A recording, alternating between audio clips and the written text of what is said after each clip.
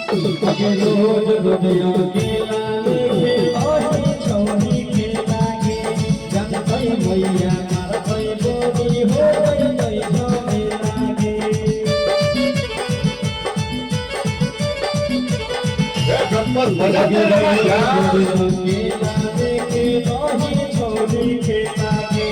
जब कोई मैया मार कोई बोली हो गई कोई झोले लागे इह जाति दिया मोह